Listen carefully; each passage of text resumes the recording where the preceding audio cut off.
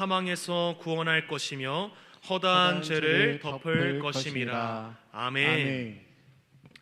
오늘 함께 나누는 말씀 안에서 주님과 깊이 교제함으로 우리 안에 부어주시는 그의 사랑과 그의 은혜 속에서 자유함을 누리시길 진심으로 기도합니다.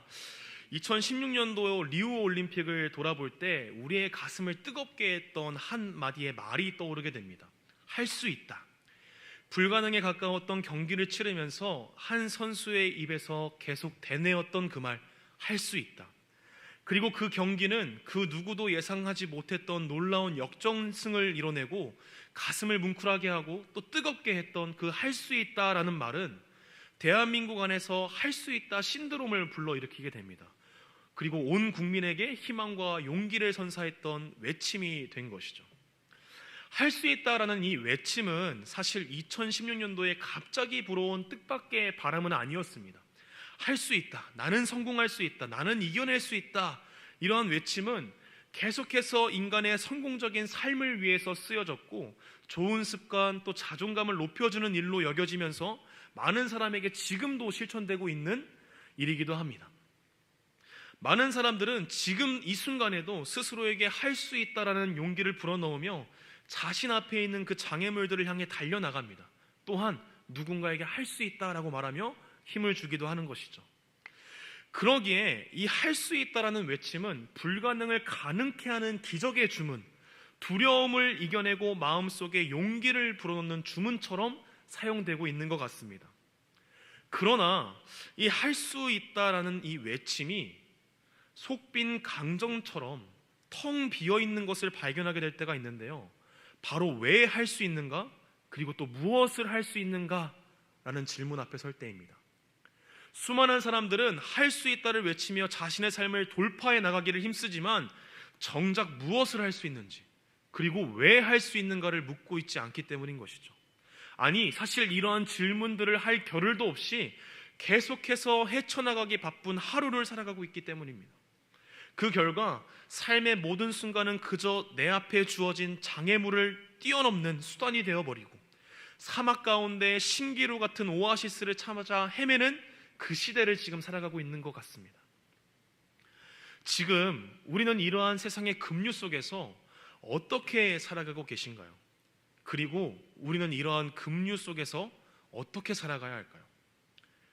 사실 이 급류 속에서 그 물결을 버티고 서 있는 것은 쉬운 일이 아닙니다. 결국 두 가지의 선택지 앞에 설 수밖에 없는 것이죠.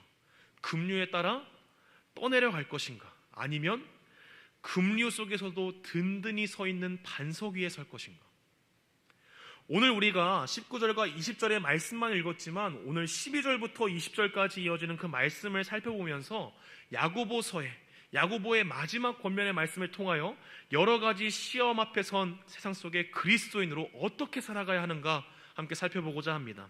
우리 먼저 함께 12절의 말씀 함께 읽어보도록 하겠습니다. 시작. 네, 형제들아, 무엇보다도 맹세하지 말지니 하늘로나 땅으로나 아무 다른 것으로도 맹세하지 말고 오직 너희가 그렇다고 생각하는 것은 그렇다 하고 아니라고 생각하는 것은 아니라 하여 정죄받음을 면하라. 아멘. 야고보서 5장의 말씀을 쭉 읽다가 12절의 말씀을 읽게 되면 흐름이 뚝 끊기는 것 같은 느낌을 받게 됩니다. 이전에 좀 오래되긴 했지만 7절에서 11절의 말씀을 같이 나눴을 때 하나님의 강하심을 의지하여 끝까지 인내하라는 말씀과 욥의 이야기가 등장합니다. 그런데 갑자기 12절에서 말의 맹세에 대해서 말씀이 등장하게 되고 또다시 13절부터 이어지는 말씀은 기도하라는 말씀과 엘리야의 이야기가 등장하기 때문이죠. 그래서 많은 학자들은 이 12절의 말씀을 보면서 아무런 연결 없이 엉뚱하게 끼어든 교훈이라고 이야기하기도 합니다. 그러나 이 12절을 중심으로 7절부터 18절까지의 전후 문맥을 살펴보게 되면 7절부터 8절에는 인내와 열매에 관한 말씀이 있고 17절과 18절의 말씀을 보시면 기도와 열매 맺음에 관한 말씀이 나옵니다. 비슷한 내용이 연결되어지고 있는 모습을 보게 되는 것이죠. 또한 9절부터 11절까지의 말씀을 살펴보면 서로 원망하지 말라는 말씀과 주의 이름으로 고난을 받는 말씀이 있다면 13절에서 16절까지 이어지는 말씀은 고난 당하는 자를 위하여 주의 이름으로 서로 죄를 고백하며 기도하라는 권면의 말씀이 담겨 있죠. 조금 내용은 다르지만 비슷한 형식의 말씀이 또 담겨져 있는 것입니다. 그리고 그 사이, 그 중간에 맹세하지 말라는 명령이 담겨 있는 것입니다. 야고보는 야고보서 3장을 통해서 말의 사용에 대해서 깊은 관심을 두고 있다는 것을 우리에게 보여주고 있습니다.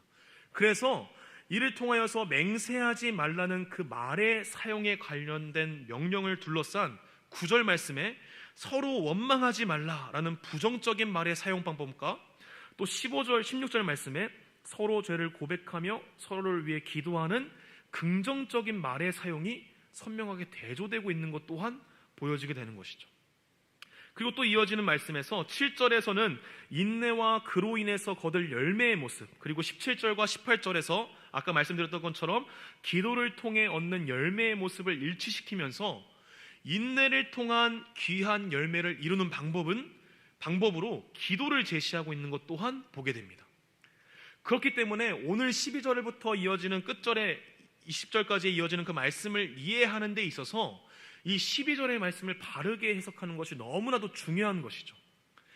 사실 이 12절의 말씀은 마태복음 5장 33절에서 37절에 담겨있는 맹세에 관한 예수님의 말씀과 거의 일치하고 있다는 것을 보여주게 됩니다.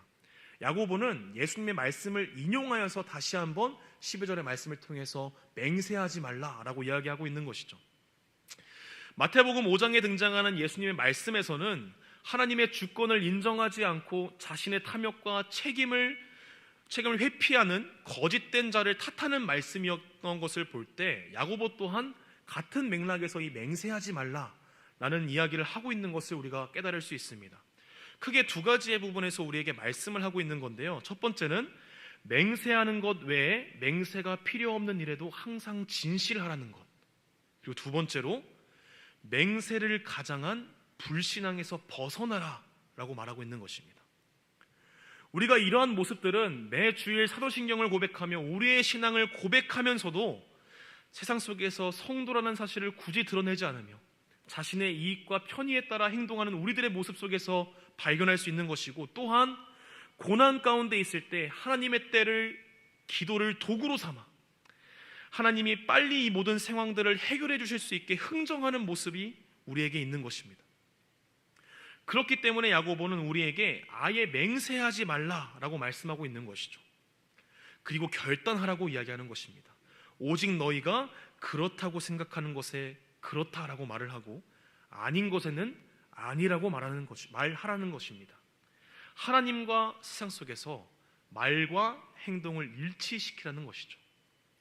12절의 말씀을 보면서 성경 속에서 하나님과 세상 속에 갈피를 잡지 못했던 한 인물을 떠올리게 되는데요. 바로 입다입니다. 한번 그림 한번 보여주시겠어요? 이 그림은 1661년도에 그려진 자신의 딸을 만나는 입다라는 그림입니다.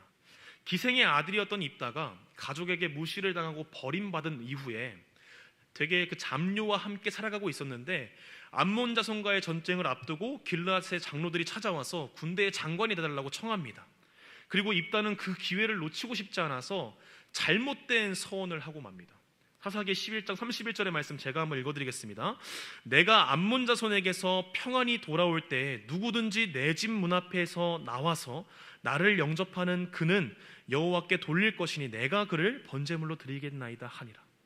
다시 한번 그림 보여주시겠어요? 입다가 전쟁을 끝나고 돌아왔을 때 자신의 문 앞에서 만난 것은 자신의 하나뿐이 없는 딸입니다. 이 문구에 대해서 인신제사를 말하는 것인지 아니면 성전에서 봉사하는 자로 평생 살게 하겠다는 것인지 의견은 분분하지만 이 그림을 통해서, 그리고 이 말씀을 통해서 알 수 있는 사실은 입다는 자신의 맹세를 통하여서 하나님을 움직일 수 있다는 착각에 빠져 있다는 사실인 것이죠. 자신의 헌신과 자신의 기도를 통해서 하나님을 움직여 이 전쟁에서 절대로 지지 않겠다라고 생각했던 것입니다.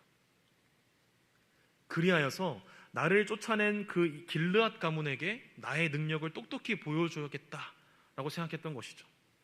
간절한 기도의 제목으로 오직 하나님을 의지하는 것처럼 행동했지만 그 당시에 있던 고대 근동의 우상들을 향한 신앙의 모습과 별반 다를 것 없이 자신의 의와 능력이 있음을 증거하기 위한 도구로 하나님을 사용했을 뿐인 것입니다. 예수님과 야고보가 맹세하지 말라고 말씀하는 이유가 여기에 있는 것이죠. 하나님의 주권을 인정하지 않고 자신의 능력을 의지하며 거짓된 말로 자신을 포장하는 죄악에서 벗어나라고 말씀하고 있는 것입니다. 팀 켈러는 기도라는 자신의 저서에서 오 할레스비의 기도라는 책을 잠깐 소개하는데요. 그 할레스비는 기도에 대한 정의를 이렇게 내립니다. 기도는 무력함이 도드라지게 나타나는 마음과 정신의 상태라고 말합니다. 그리고 이어서 개인적으로는 기도란 무력한 인간에게 주어지는 특권이라고 생각한다.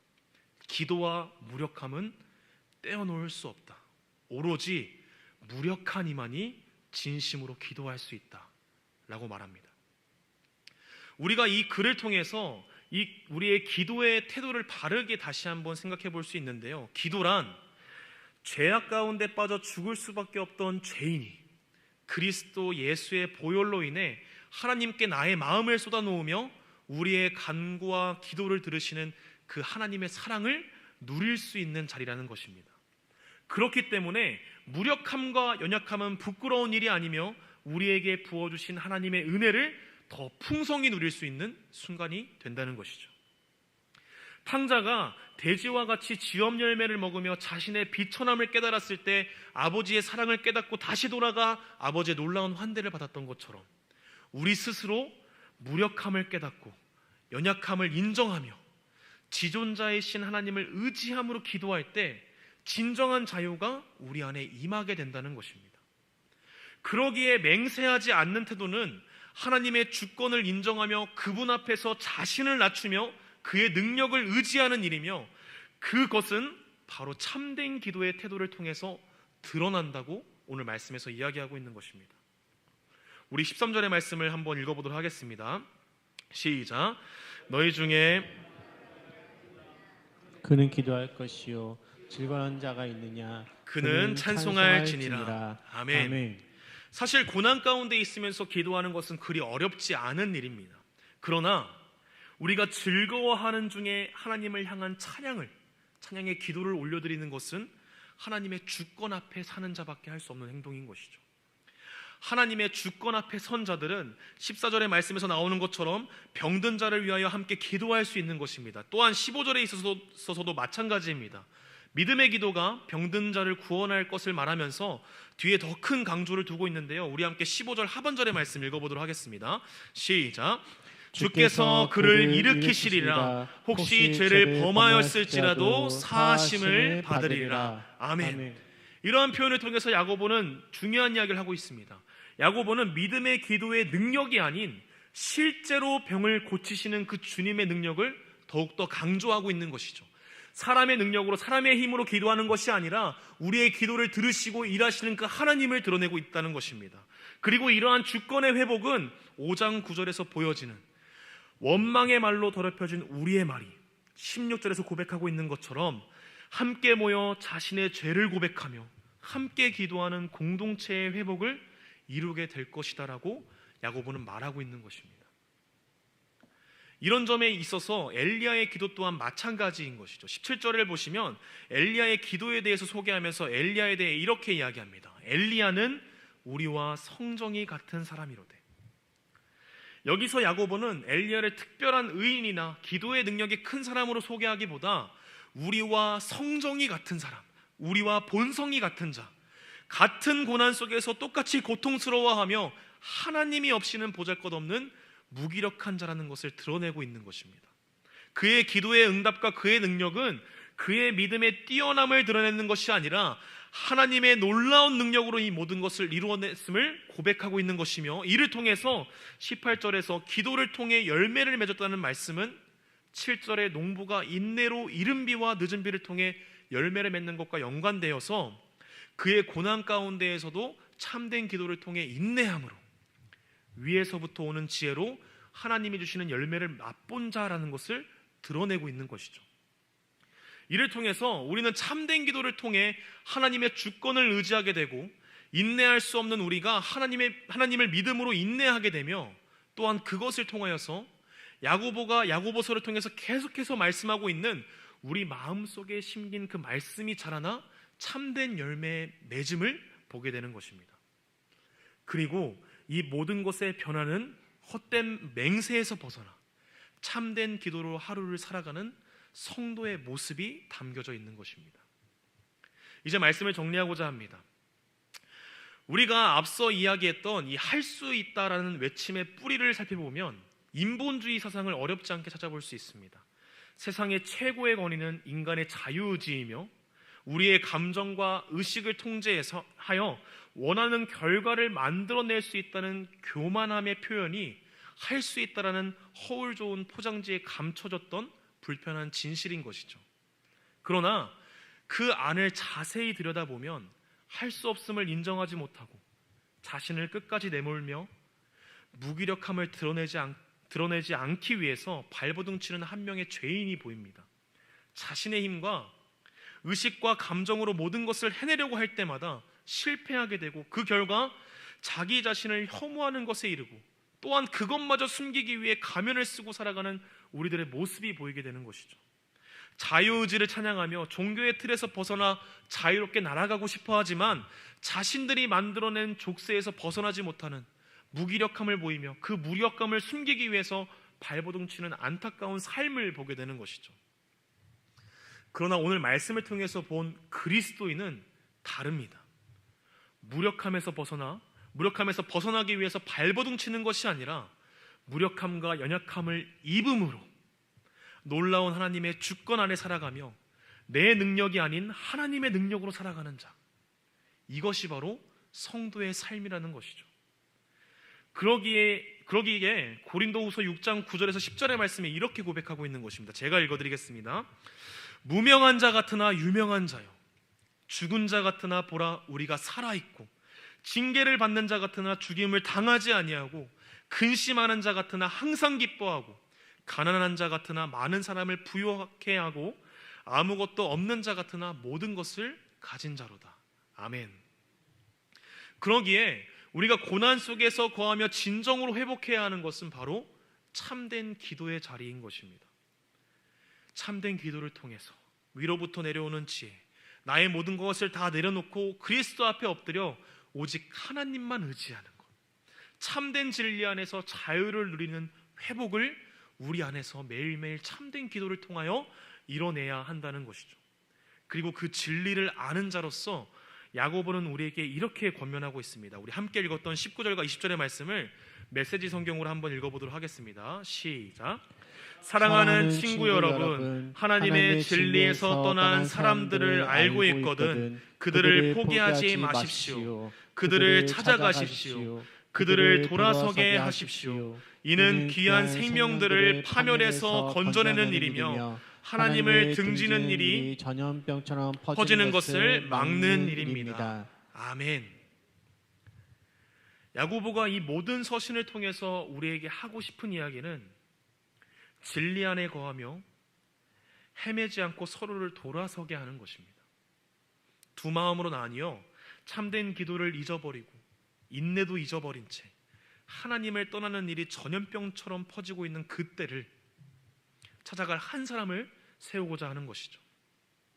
오늘 말씀을 통하여서 매일 아침 무력함을 입으며 기도 없이는 살아낼 수 없는 그 하루를 살아가는, 진리 안에서 참된 자유를 누리는 성도로 살아갈 수 있는 은혜가 우리 안에 임하기를 진심으로 기도합니다. 그리고 그 은혜로 세상 가운데 나아가 성도로서 진리를 떠난 자를 돌이켜 파멸에서 건져 하나님이 찾으시는 그 한 사람으로 세울 수 있는 우리 모든 수원북부교회의 성도님들 되시길 진심으로 기도합니다. 우리 이러한 마음으로 함께 찬송가 307